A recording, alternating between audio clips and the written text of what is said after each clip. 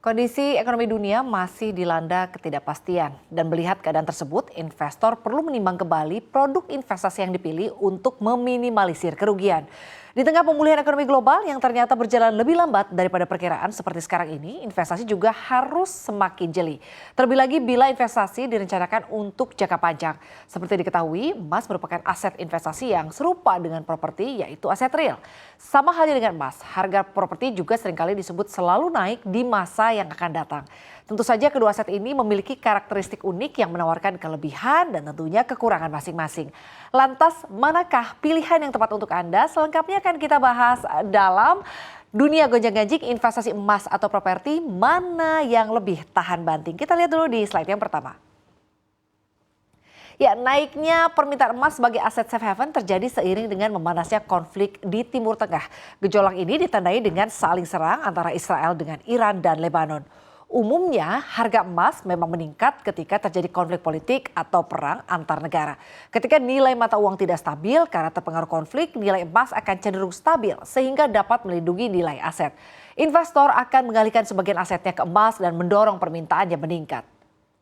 Dan kini kita lihat ya, untuk harga emas global saat ini pemirsa hampir menyentuh 2.700 US dollar per troy ounce. Dan kini kita lihat juga ya di slide yang selanjutnya. Ya, harga emas dunia terpantau agak melandai pada hari Senin 7 Oktober setelah data tenaga kerja Amerika Serikat tampak cukup kuat pada Jumat pekan lalu, di mana harga emas juga diperkirakan akan mengalami banyak guncangan di pekan ini karena data-data dari Amerika Serikat, mulai dari inflasi hingga risalah pertemuan Federal Open Market Committee atau FOMC. Meski demikian, naik turunnya harga emas harian tidak perlu dikhawatirkan karena secara kumulatif harga emas pasti akan mengalami kenaikan di setiap tahunnya. Idealnya emas memang digunakan untuk investasi jangka menengah dan juga jangka panjang. Lalu bagaimana sebetulnya dengan tren harga properti ini ya di tengah gonjang-ganjing dunia yang masih panasnya, atau kalau kita lihat nih konflik di Timur Tengah kita belum tahu ya kapan akan usai. Di Indonesia pemirsa, kalau kita lihat ya memang indeks perumahan merujuk pada indeks harga properti perumahan yang memang mengukur harga rumah di 18 kota termasuk rumah kecil, menengah dan juga besar. Berdasarkan laporan Bank Indonesia hasil survei harga properti residensial, Bank Indonesia mengindikasikan harga properti residensial di pasar primer meningkat terbatas dan hal tersebut tercermin dari perkembangan indeks harga properti residensial triwulan 2 2024 yang secara tahunan tumbuh 1,76% secara year on year atau sedikit lebih rendah ya dibandingkan dengan pertumbuhan triwulan sebelumnya yang sebesar 1,89% year on year. Meski demikian, konflik di Timur Tengah telah menciptakan ketidakpastian yang berpotensi meningkatkan harga bahan bangunan dan properti jika konflik ini terus berkelanjutan. Ketua Umum DPP REI dan CEO Buana City, Joko Suranto menyatakan bahwa konflik yang berkelanjutan atau yang terus berlanjut dapat memiliki dampak yang tidak langsung berupa kenaikan harga minyak dunia.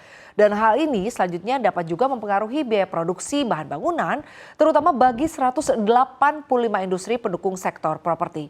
Dalam konteks ini, Joko menyarankan bahwa saat ini adalah waktu yang tepat nih untuk mempertimbangkan pembelian rumah sebagai langkah antisipatif terhadap potensi kenaikan harga jika konflik terus berlanjut.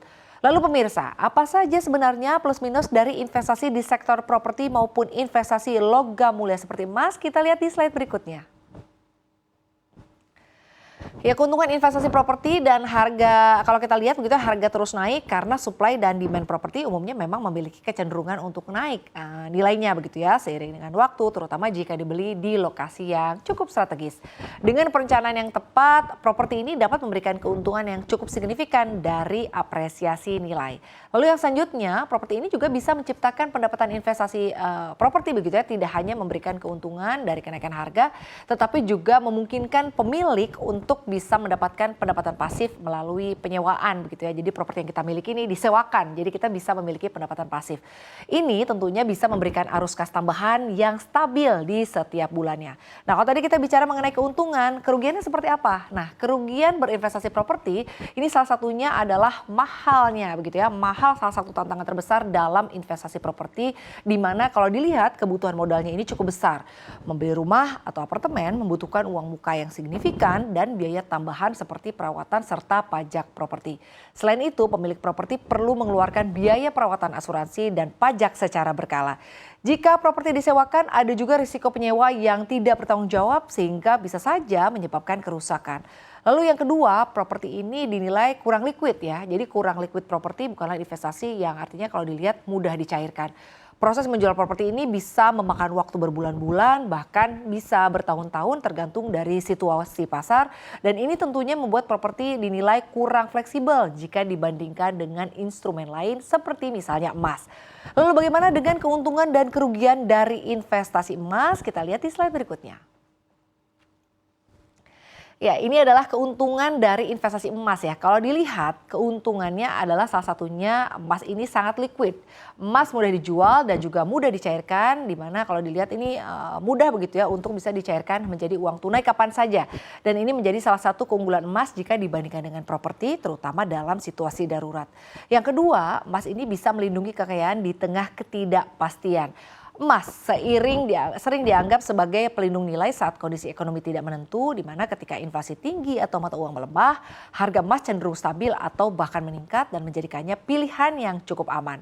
Lalu selanjutnya bisa dimulai dengan modal yang kecil. Jadi emas ini kalau 1 gram emas dijual dengan harga 1,4 juta rupiah, maka kita ini masih bisa berkesempatan untuk membeli emas dalam pecahan yang lebih kecil dari 1 gram.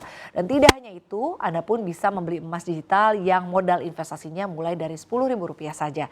Namun perlu diketahui ya bahwa jika pilihan Anda adalah emas digital, pastikan perusahaan penyelenggara perdagangan yang dipilih sudah mengantongi izin operasi dari regulator. Nah, kalau tadi kita sudah membahas keuntungannya, sekarang kita bahas kerugiannya ketika kita berinvestasi emas.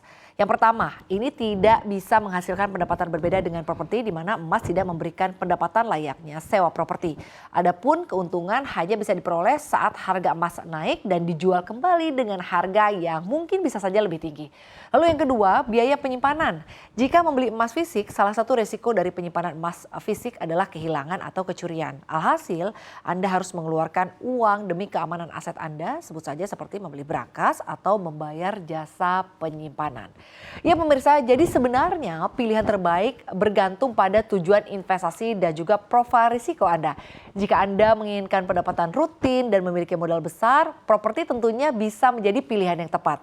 Namun jika Anda mencari investasi yang lebih fleksibel dan mudah dicairkan, emas tentunya bisa menjadi opsi yang lebih menarik. Diversifikasi dengan menggabungkan kedua jenis investasi ini juga bisa menjadi strategi yang cerdas untuk memaksimalkan potensi keuntungan jangka panjang.